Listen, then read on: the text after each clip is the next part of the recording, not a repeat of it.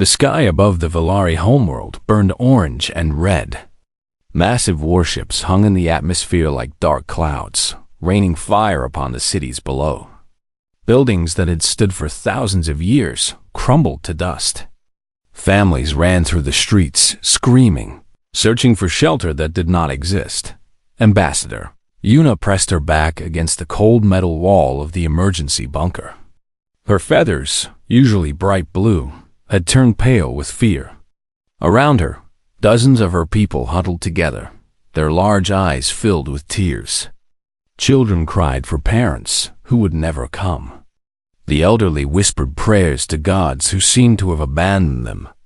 The Krath Empire had come without warning. Their black ships had appeared at the edge of the system 3 days ago. The Valari defense fleet, small and poorly armed, had tried to stop them. They failed. Now the Krath controlled the space above the planet, and their ground forces were moving through the cities like a plague. Yuna was young for an ambassador, barely 30 cycles old. She had trained her whole life for diplomacy, for peaceful negotiations, for finding common ground between species.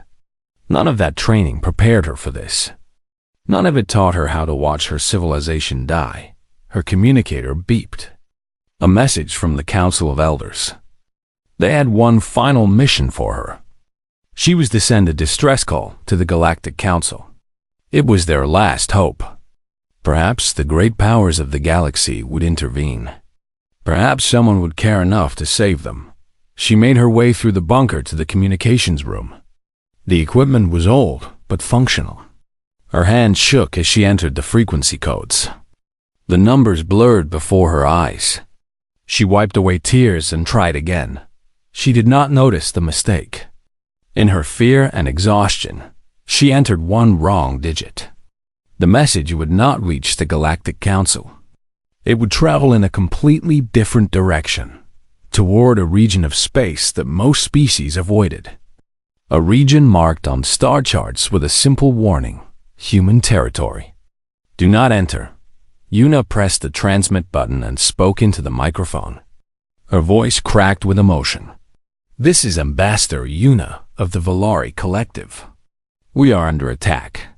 The Krath Empire has invaded our system. Our fleet is destroyed. Our cities are burning. Millions have already died. We beg for assistance. We beg for protection. Please. If anyone can hear this, we need help. Our children are dying. Please help us. She repeated the message 3 times, then collapsed into a chair. There was nothing more she could do. She had sent humanity's first official contact with the Valari, though she did not know it yet. 12,000 light years away, the message arrived at a listening station on the edge of human space. A young officer named Corporal Beak Himmin sat at his console, bored and tired. His shift was almost over. Nothing interesting ever happened at this outpost. Then his screen lit up with an incoming transmission. He sat up straight, suddenly alert. The language was unfamiliar, but the universal translator quickly decoded it.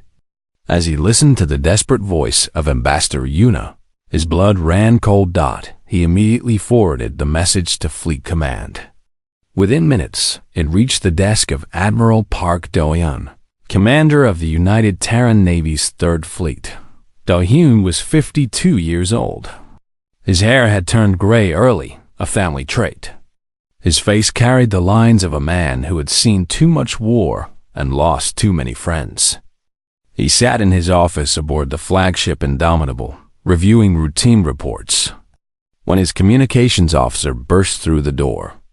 Sir, you need to hear this, now. Do-hyun listened to the message in silence. His expression did not change. When it finished, he played it again. Then a 3rd time.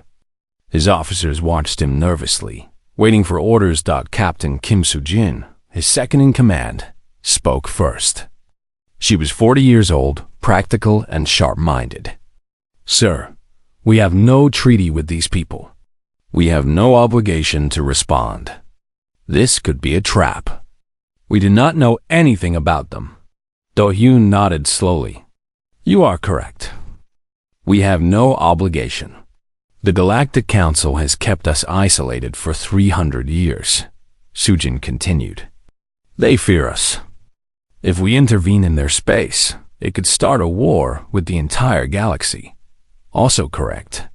So, what are your orders, Admiral? Dohyun stood and walked to the window of his office. Outside, the stars stretched endlessly into the darkness. Somewhere out there, children were dying. Families were being torn apart. A civilization was screaming for help, and no one was answering. He thought about his own daughter, safe on Earth, probably complaining about her homework right now. He thought about what he would want if the situation were reversed. If Earth were burning and humans were begging for salvation. He turned back to his officers. His voice was calm and steady. All ships, battle stations. We jump in 30 minutes. Sujin's eyes widened. Admiral, are you certain? The political consequences. I heard a mother crying for her children, Dohyun interrupted. I heard people begging for their lives. I do not need a treaty to answer that call. I do not need permission from politicians. They asked for help. That is enough. He walked onto the bridge of the Indomitable. Around him, officers scrambled to their positions. Alarms rang throughout the ship as crew members prepared for combat. The same scene repeated across 46 other vessels. Battleships, cruisers, destroyers, support ships. The full might of the Third Fleet. Dohyun sat in his command chair and opened a fleet-wide channel. His voice carried to every ship, every soldier, every crew member. This is Admiral Park Dohyun. We have received a distress call from a species called the Valari. They are being attacked by the Krath Empire. Their cities are burning. Their people are dying. They have asked for help. He paused, letting the words sink in. I will not lie to you. We have no orders to do this. We have no treaty requiring us to act. The galaxy fears humanity. They have kept us isolated because they think we are monsters. Today, we will show them what we truly are. He leaned forward in his chair. We are the people who answer when someone calls for help. We are the ones who run toward the fire, not away from it. We are humanity. And humanity does not ignore the cries of innocence. He nodded to his navigation officer. All ships engage hyperspace drives. We have people to save. 47 warships vanished into the void, racing toward a world they had never seen, to save a people they had never met, because someone had asked for help, and that was enough. The Galactic Council chamber fell silent. Representatives from 200 species sat frozen in their seats, staring at the holographic display in the center of the room. Red dots moved across the star map, heading toward Valari space. Each dot was a human warship. Councillor Thren rose from his chair. He was old, even by his species standards. His scales had faded from bright green to dull gray. He had served on the council for over a century. He had seen wars. He had seen empires rise and fall. But he had never felt fear like this. How did this happen? He demanded. Why are humans leaving their territory? The intelligence officer, a small furry creature named Specialist Ven, pulled up more data. It appears the Valari sent a distress call. Due to a transmission error, it was received by human forces instead of our diplomatic channels. And they are responding? Without permission? Without consultation? Yes, Counselor. 47 warships. Their entire Third Fleet. Murmurs spread through the chamber. Species that had fought each other for centuries now shared the same expression of concern. The humans were moving. Nothing good could come from this. A younger counselor, Representative Mora of the Syndicate Worlds, spoke up. Perhaps we are overreacting. The humans have been contained for 300 years. Their fleet is small compared to major powers. The Krath will destroy them. Councillor Thren turned to face her. You are young. You do not remember the incident. I have read the reports. Reports do not capture the truth. Thren activated another display. Images appeared, old recordings from centuries past. This is what happened during humanity's first contact with the galaxy. The chamber watched in silence. The recording showed a human research vessel, a small ship with only 12 crew members. They had been exploring an uncharted region when syndicate pirates attacked them. The pirates numbered over 200. They had 3 ships. They expected easy prey. They were wrong. The humans did not surrender. They did not run. When the pirates boarded their vessel, the humans fought back with whatever they could find. Tools became weapons. Chemical supplies became explosives. The ship's cook killed 17 pirates with a kitchen knife. In 4 hours, every pirate was dead. The 12 humans suffered 3 casualties. Then, instead of fleeing to safety, they did something unexpected.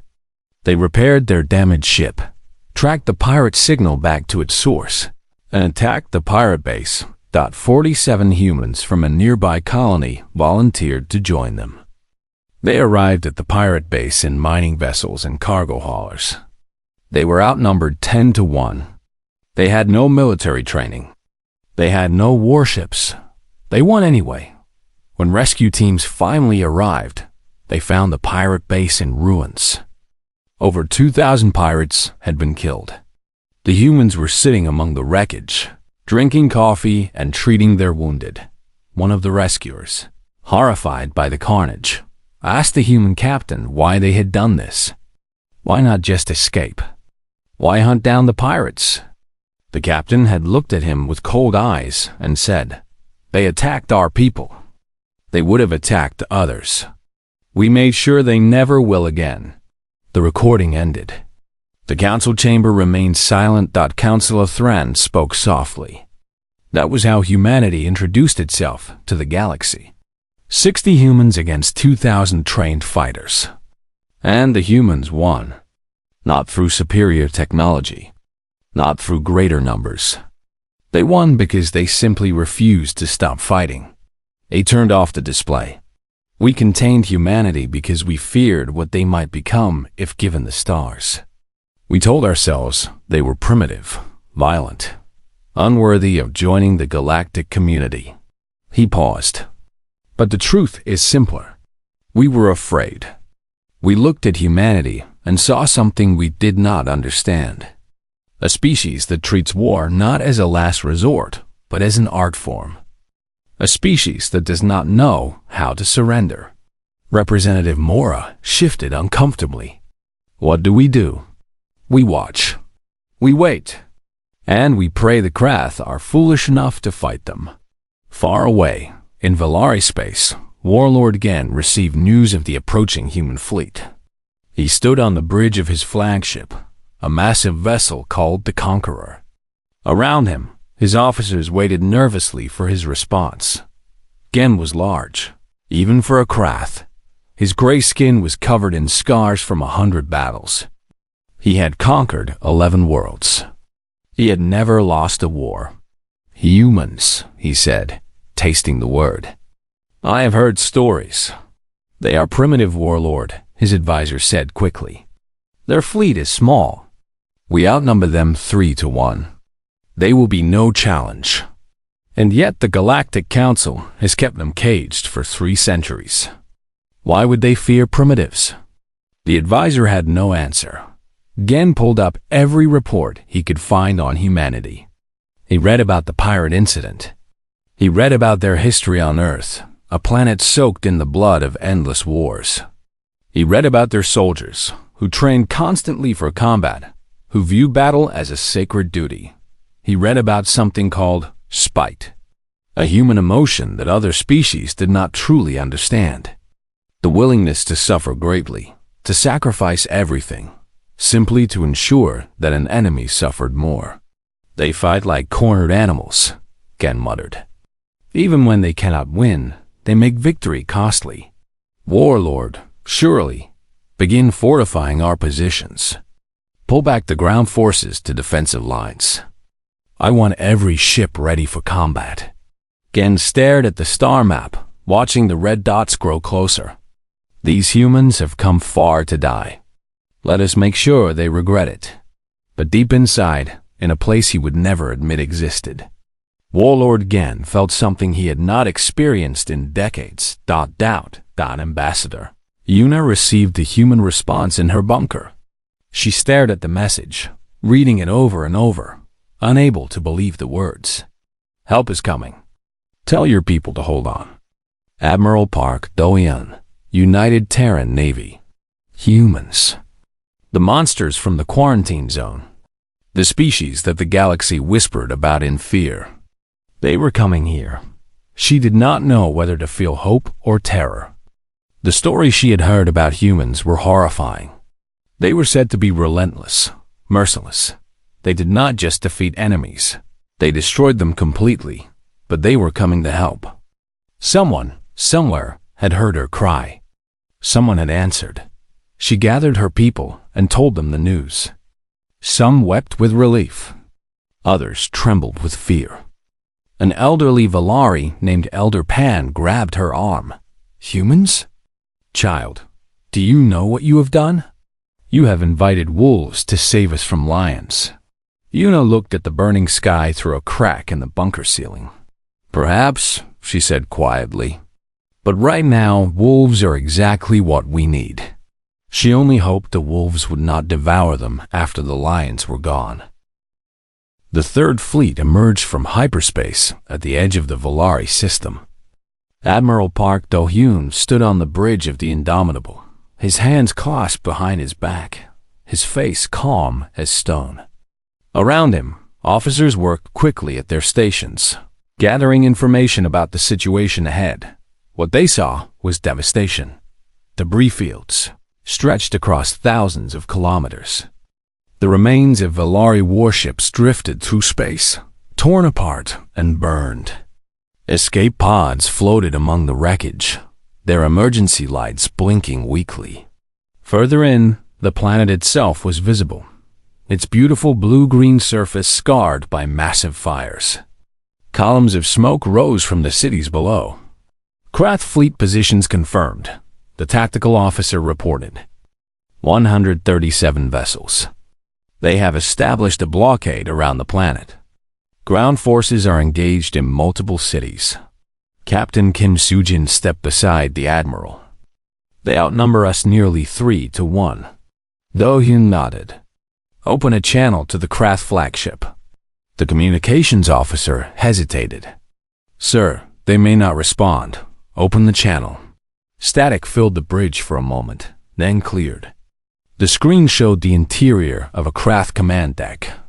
In the center stood Warlord Gen, his massive form filling most of the frame. His dark eyes studied the human admiral with curiosity. You are far from your territory, human, Gen said. His voice was deep and rough, like grinding stone. This is not your war. Do-hyun did not blink. This is Admiral Park Do-hyun of the United Terran Navy. You are attacking civilians. You are killing innocents. I am giving you one chance to stop. Gen laughed. The sound was ugly and cold. One chance? You bring 47 ships against my armada and speak of chances? You are either very brave or very foolish. You have 30 minutes to withdraw from this system. Pull back your ships. Remove your ground forces. Leave these people in peace. And if I refuse, Do-hyun's expression did not change. Then I will destroy your fleet and end your invasion myself. The Krath bridge erupted in laughter. Officers mocked the human admiral, calling him insane, suicidal, delusional. Gen raised a hand to silence them. I have read about your species, human. You are persistent, violent, dangerous in close quarters. But you are not gods. You cannot defeat an enemy 3 times your size with courage alone. 30 minutes, Do-hyun repeated. There will be no negotiation. There will be no second warning. He nodded to his communications officer. The channel closed. Soo-jin stared at him. Admiral, We cannot defeat them in 30 minutes. We cannot defeat them at all through direct assault. I know. Then what is your plan? Da-hyun turned to face his officers. In 30 minutes, we will engage the enemy. But first, we have work to do. He pointed to the debris field. There are survivors out there. Escape pods. Damaged ships. People who need help. He activated the fleet channel. All ships. This is Admiral Park. We have 30 minutes before combat begins. I want search and rescue teams launched immediately. Find survivors. Bring them aboard. Provide medical care. We did not come here just to fight. We came here to save people. Across the fleet, shuttles launched from hangars. Marines in rescue gear spread out through the debris field, searching for signs of life. Medical teams prepared for casualties. Supply officers organized food, water, and medicine. On a damaged Valari refugee ship, the survivors huddled in darkness. Their vessel had been hit during the escape from the planet. Half the crew was dead. The rest were injured, bleeding, dying slowly as life support failed. Then light flooded through a breach in the hull. Figures in armored suits entered, their movements quick and efficient. The Valari shrank back in fear. More invaders. More death. But then one of the figures removed its helmet. A human face appeared. Young. Female. Her name was Sergeant B. Curie. She smiled gently and spoke through her translator. It is okay. We are here to help. Can anyone walk? The Valari stared in disbelief. The humans were not attacking. They were helping. Soldiers carried wounded aliens to shuttles. Medics treated injuries with careful hands. Someone offered water to a crying child. On the space station above the planet, Ambassador Yuna watched human shuttles dock with damaged sections. Marines flooded into the corridors, but not to fight. They brought supplies. They set up medical stations. They helped evacuate civilians to safer areas. Sergeant Lee Hae-jun led one of the rescue teams. He was 30 years old, with a kind face and gentle eyes that seemed wrong on a soldier. He found Yuna standing alone in a corridor, watching his people work. He stopped and offered a small bow. Ambassador Yuna? I am Sergeant Lee Hae-jun. Is there anything you need? She stared at him. You know who I am? Your distress call reached us. Your voice. He smiled. You sounded very brave. I was terrified.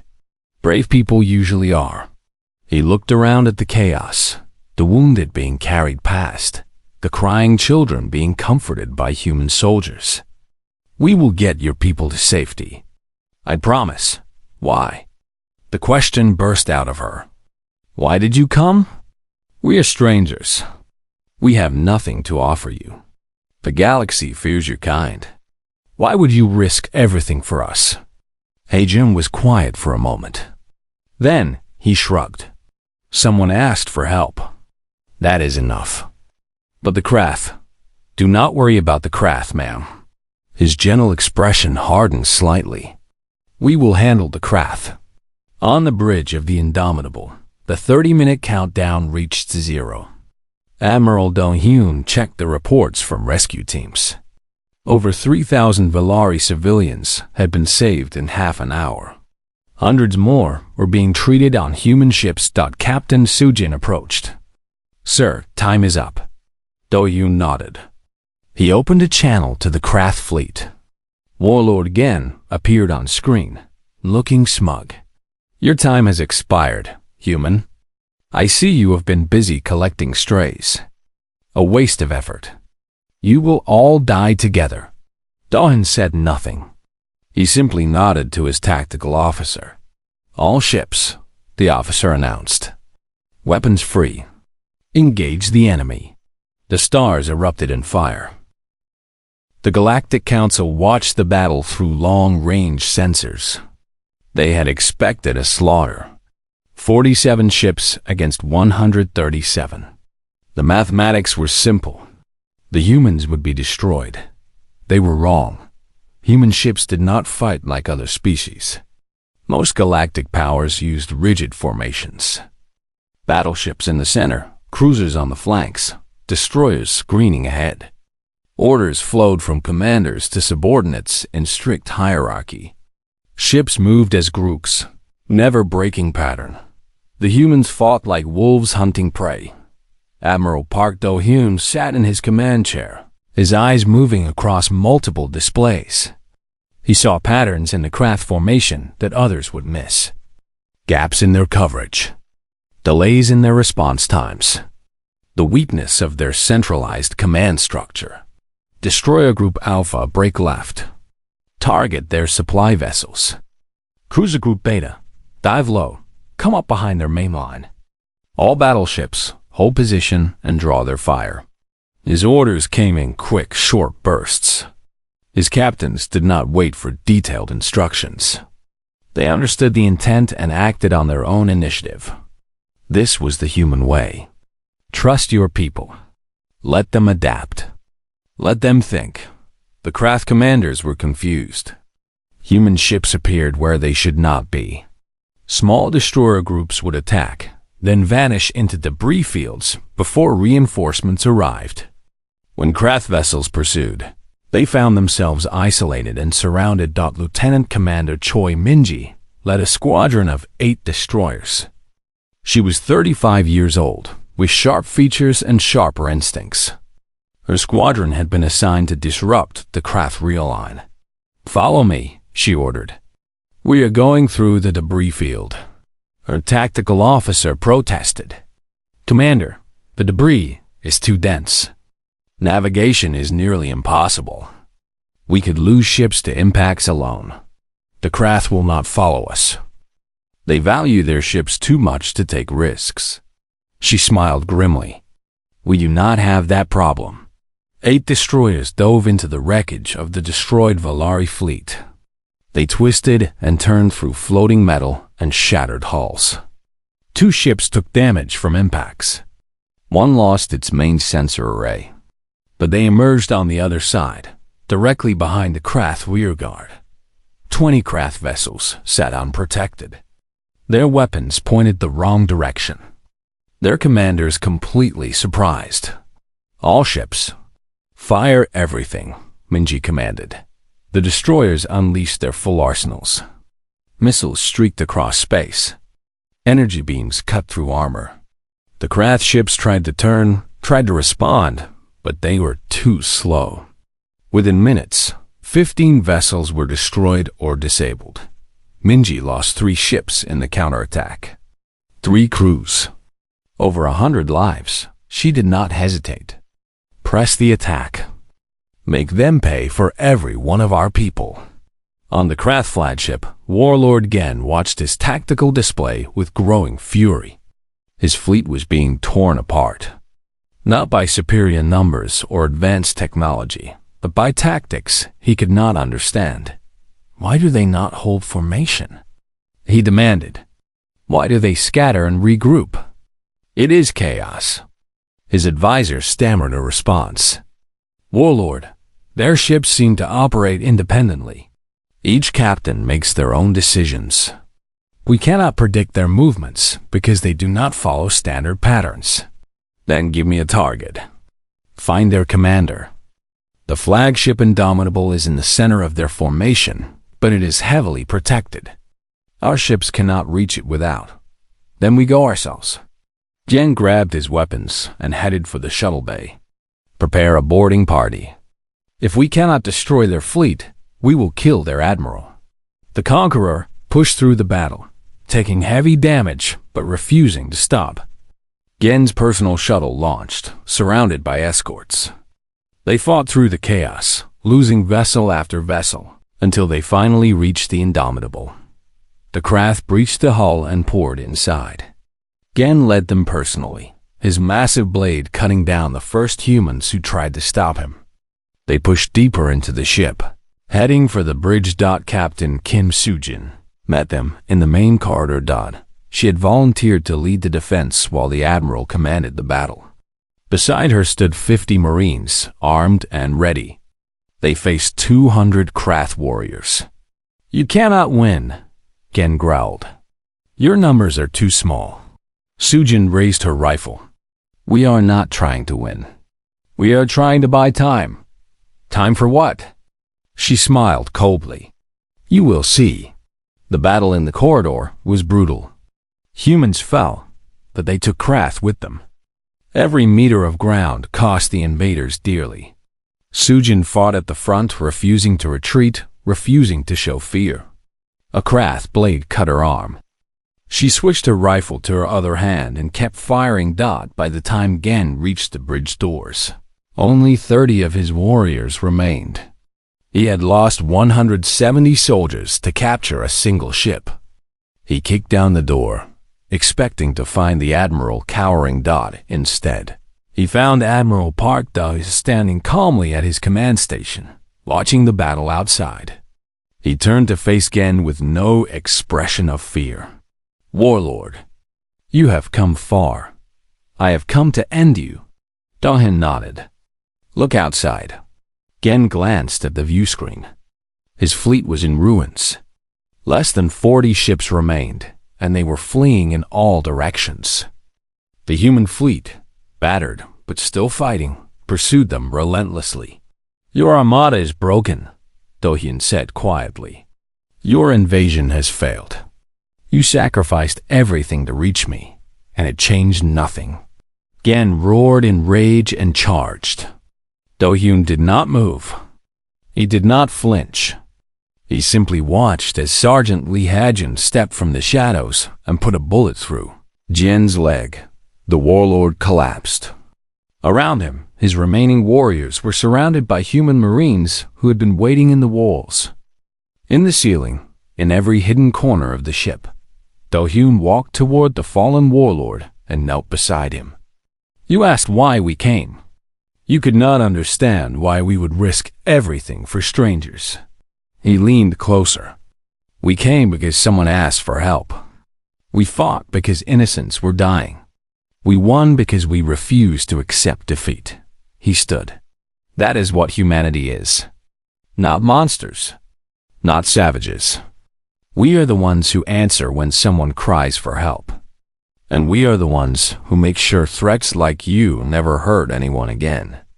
The battle was over. The Krath Armada was destroyed. The invasion had ended, and the galaxy would never look at humanity the same way again. The fires on the Valari homeworld slowly died. Human ships filled the skies, but they brought healing instead of destruction. Medical vessels descended to the surface. Engineering teams worked to restore power and water. Cargo ships delivered food, medicine, and building materials. Admiral Park Do-yoon stood on the balcony of a ruined government building, watching his people work. The battle had ended 3 days ago. The Krath threat was eliminated. Now came the harder task of rebuilding what had been lost. Captain Kim Soo-jin approached him, her wounded arm wrapped in bandages. She had refused to rest until the situation was stable. "Sir, the Galactic Council has sent 17 messages demanding an explanation. Representative Mora is threatening sanctions. Councillor Thren wants to schedule an emergency meeting." Dahyun did not look away from the city below. "Let them wait, sir. We came here to save people. We are not finished saving them." He finally turned to face her. "How many did we lose?" Sujin's expression tightened. 412 confirmed dead. 63 missing. 12 ships destroyed completely. Another 15 will need months of repair. 412 lives. Dohyun closed his eyes briefly. Each number was a person. A family destroyed. Dreams that would never be fulfilled. "Their names," he said quietly. "I want every name. Every story. We will remember them." Below, in the streets of the capital city, human soldiers helped clear rubble from collapsed buildings. A young Marine named Private Kang Yoonji worked alongside Valari civilians, lifting stones and searching for survivors. Her translator struggled with the alien language, but some things needed no translation. The grateful tears, the tight embraces, the simple word that sounded the same in any language. Thank you. An elderly Valari woman approached her with a cup of warm drink. The woman's feathers were gray with age, her hands shaking from exhaustion and grief. She had lost her home.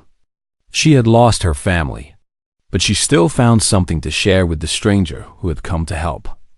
Yunji accepted the cup and bowed deeply.